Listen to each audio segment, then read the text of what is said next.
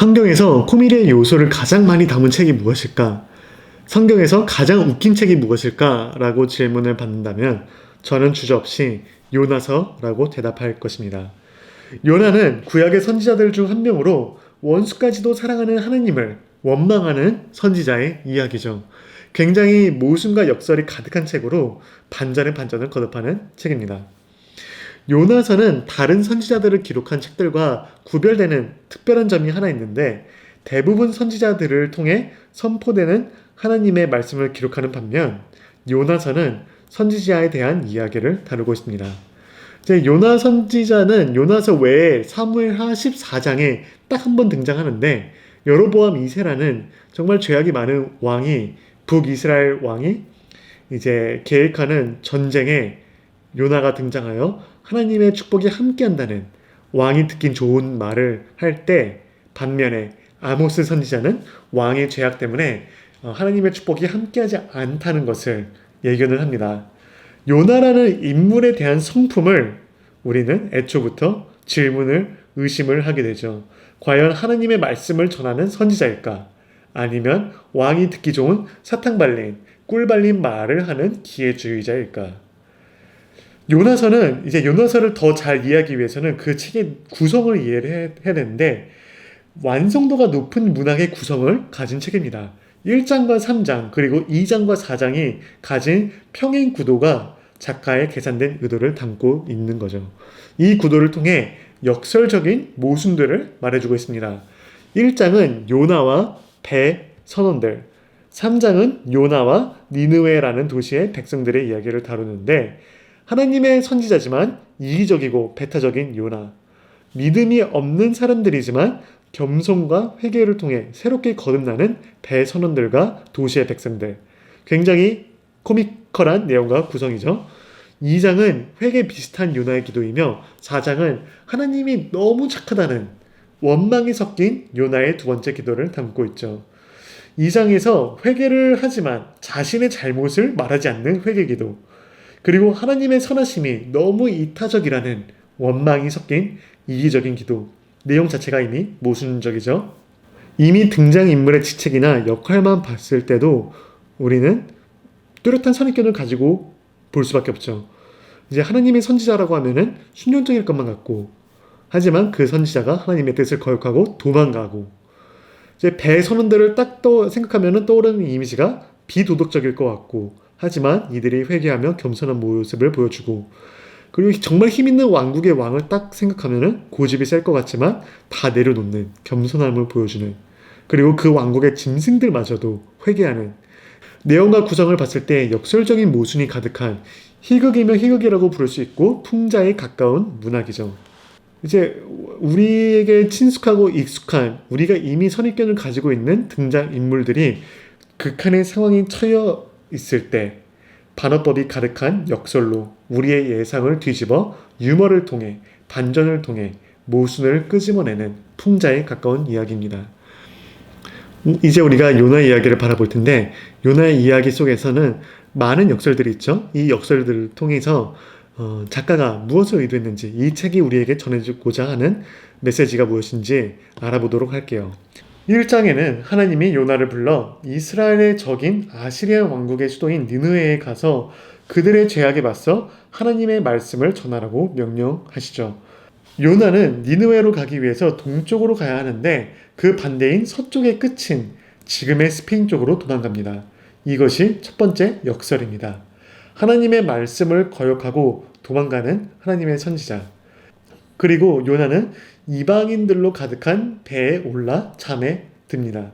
하나님은 잠에 든 요나를 깨우기 위해 태풍을 보내시죠. 여기서 두 번째 역설을 읽게 되는데 하나님을 모르는 이방인 배 선원들이 깨어 있어 무거운 짐을 버리고 자신들이 믿는 신에게 도움을 청하죠. 이 태풍은 신으로부터 온 일종의 메시지라고 받아들여 죽음을 눈앞에 둔 이방인들이 자신들의 신에게 간청하는 신실하고 착하고 믿음이 좋은 모습을 보여주고 있죠. 반면에 요나는 죽든 살든 상관없다는 듯이 배 맨 밑에서 자고 있다가 선장이 와서 깨워서 너가 믿는 신에게 도움을 청해보라는 간청 때문에 일어나죠. 제비뽑기를 통해서 요나가 걸리자 요나는 저랑 비슷하게 고백을 합니다. 이 모든 일들이 내가 이러이러한 일 때문에 생겼다. 내가 모시는 신은 이 천지, 이 바다와 땅과 하늘을 창조하신 하나님이라고 막 자랑을 하죠. 여기서 모순이 보이죠? 땅과 바다를 만든 신으로부터 도망가려는 요나와 자신뿐만이 아니라 다른 사람들도 죽을 지경에 다다랐는데 자신이 모시는 신에 대한 자랑까지 하다니. 그러자 배 선원들은 묻습니다. 어떻게 해야 되는지. 그러자 요나는 자신을 희생제물로 바다에 던지라고 합니다. 오, 대를 구하기 위한 소의 희생인가? 굉장히 멋지고 고결하고 숭고한 결단이라고 생각하면 함정에 빠지는 겁니다. 요나는 자신이 죽든 말든 상관하지 않는 거죠. 오히려 자신의 원수인 니느웨 사람들에게 가서 그 사람들이 구원을 받는 것을 두 눈으로 보는 것보다 차라리 죽는 게 낫다는 요나의 이기적인 모습을 볼 수 있죠. 심지어 선원들은 요나를 바다에 빠뜨리는 것에 대한 죄책감에 회개의 기도를 드리는 아주 신실한 모습을, 하나님을 경외하는 모습을 볼 수 있죠. 이 일을 계기로 이들은 하나님을 섬기기로 약속합니다. 이제 바다로 빠진 요나는 큰 물고기에 삼키게 됩니다. 여기서 세 번째 역설이 등장합니다. 워낙에는 요나는 죽어야 하는데 이 책의 장르상 풍자, 역설, 모순, 반전, 요나는 3일 동안 물고기 뱃속에서 지내게 됩니다. 그리고 반성과 회개 비슷한 기도를 하는데 이것마저도 모순이 있는 기도죠.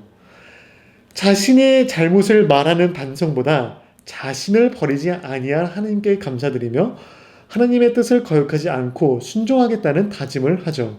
하나님은 이 기도를 들으시고 물고기가 요나를 육지에 토해내게 했습니다. 이 또한 굉장히 코미컬한 요소이죠. 워낙 바다에 빠지면은 죽게 되는데, 아니면 물고기에 잡아먹히게 되면은 죽게 되는데, 요나가 자기가 잘못한 것을 빼놓는 회개의 기도를 드리자 이제 물고기가 요나를 육지에 토해내는 이 모든 장면이 모순인 거죠.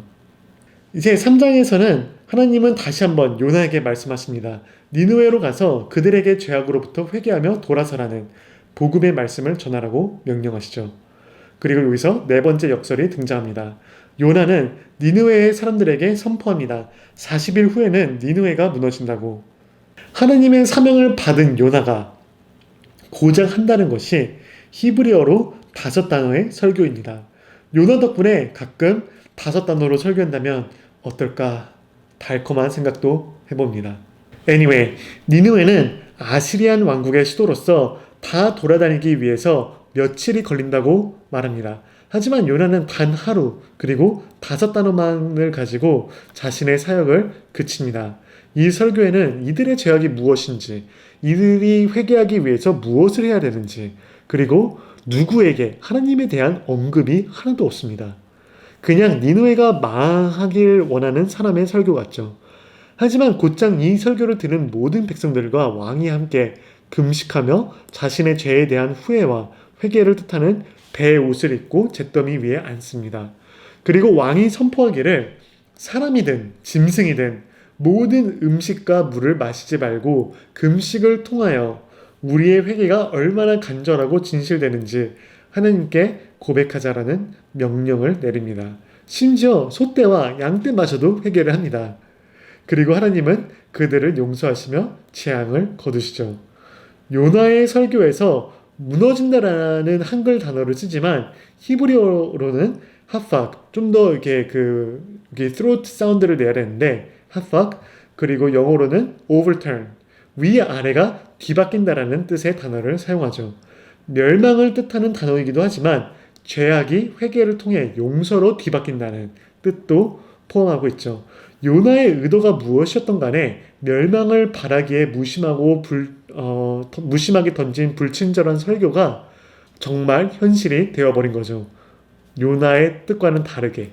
4장에서는 요나가 하나님께 기도하죠. 5번째 역설이 등장합니다. 1절만 봐도 요나는 이 일이 매우 못마땅하여 화가 났다고 말합니다. 내가 무섭거나 비겁해서 애초에 도망간 것이 아니라 하나님은 너무 은혜로우시며 자비로우시며 좀처럼 노하지 않으시고 사랑이 한없는 분이시기에 이들을 용서할 것을 알았기에 내가 도망간 것입니다. 내 원수들이 하나님의 사랑을 받게 됐으니 차라리 내가 죽는 게 낫겠습니다. 라고 말합니다. 칭찬으로 욕하는 것 같죠? 욕으로 칭찬하는 건가? 그러자 하나님은 요나의 화가 정당한 것인지 묻습니다. 요나는 대답도 하지 않은 채 도시 밖으로 나가서 초막을 짓고 니느웨에게 어떤 일이 일어날지 지켜보기로 결심합니다. 정말 재앙이 안 내릴까? 정말 하나님이 나의 원수를 멸하지 아니하시고 용서하실까? 그리고 여기서 6번째 역설이 등장합니다. 이렇게 심술이 가득한 요나에게 하나님은 나무 넝쿨을 통해서 요나에게 그늘을 마련하십니다. 요나는 이 그늘에 나름 만족하죠. 죽기를 간청했던 요나가 그늘 하나에 기분이 풀리는 것을 우리는 읽습니다. 그러자 하나님은 벌레 한 마리를 보내어 잎사귀를 먹게 합니다. 그러자 그늘이 사라지고 뜨거운 햇볕이 요나 머리 위에 내리쬐니 요나는 다시 한번 짜증이 나서 죽기를 자청합니다. 그리고 하나님은 아까 대답을 듣지 못한 질문을 다시 물으시죠. 요나의 화가 과연 정당한 것인지. 요나는 당근 빻다며 화 때문에 죽을 지경이라고 말합니다. 이제 하나님이 마지막으로 말씀하십니다. 너가 하루 동안 즐겼다가 없어진 그 그늘을 아까워하는데 나로서는 이 수많은 사람들과 짐승들을 더 아끼지 않겠느냐. 하나님이 요나의 화를 풀어주기 위한 설득으로 이 책은 끝나죠. 이 책의 목적은 단 하나입니다. 요나라는 인물을 통해 우리에게 묻고 있는 거죠. 지금 이 시간 정말 나의 원수 같은 사람 아니면 원수 그 한 사람을 올 사람들을 머릿속에 한번 떠올려 보세요. 나에게 지울 수 없는 상처를 준 사람, 내 가족에게 못된 짓을 한 그 사람, 그리고 나 스스로에게 한번 물어보세요. 하나님이 그 사람을 사랑하신다는 그 사실에 나는 정말로 괜찮은지, 내 마음속 깊숙이 하나님의 심판이 그들에게 임하기를 바라고 있었는지는 않았는지, 우리 마음속 깊은 곳에 자리 잡고 있는 아직 처리되지 않은 소화되지 못한 무의식에 자리 잡고 있는 그 날 것의 감정이 화라든지 분노라든지 용서하지 못한 그 감정들이 나로 하여금 하나님의 사랑과 자비하심에 한계를 두고 있지 않은지 한번 생각해 보시길 바랍니다. 이제 마지막 역설이 등장합니다.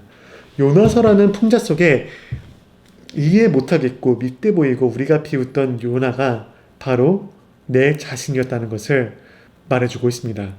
하나님이 나를 보내시려고 하는 나만의 니느웨는 내 삶의 어디인지, 내가 그토록 가기 싫어하는 니느웨는 어디 있는지, 하나님이 나를 보내시려고 하는 나만의 니느웨는 내 삶에서 어디인지, 그리고 나의 원수인 니느웨의 백성은 누구인지, 나에게 죄악으로 상처를 준 나만의 니느웨의 백성은 내 삶에서 누구인지, 나의 용서가 필요한 사람들이 누구인지, 내 목소리로 전해야만 복음이 전해지며 받는 사람들이 누구인지. 요나서가 전해주고 있는 마지막 역설은 요나서를 읽으면서 요나를 비웃었던 우리의 추악한 모습일 것입니다. 나의 원수에게 하나님의 정의의 심판만 바라고 나의 원수에게 하나님의 사랑이 아닌 멸망만 바라는 우리의 추악한 마음을 풍자한 책이 바로 요나서입니다.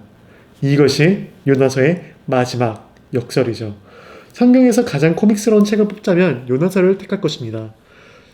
그리고 성경에서 가장 반전스러운 책을 뽑자면 요나서를 택할 것입니다. 반전을 전혀 예상치 못했을 때 그 효과가 최고로 작용하듯이 오늘 받은 이 충격과 은혜의 감동을 삶으로 환전할 수 있는 용기와 신앙을 갖기를 기도합니다. 내 인생의 니느웨가 어딘지, 내가 가기 싫지만 가야 할 곳이 어디인지, 그리고 내 목소리로 하나님의 복음을 들어야만 하는 사람들이 누구인지 한번 묵상하는 시간을 가졌으면, 계기가 됐으면 좋겠습니다. 좋아요와 구독은 사랑입니다. 샬롬 샬롬.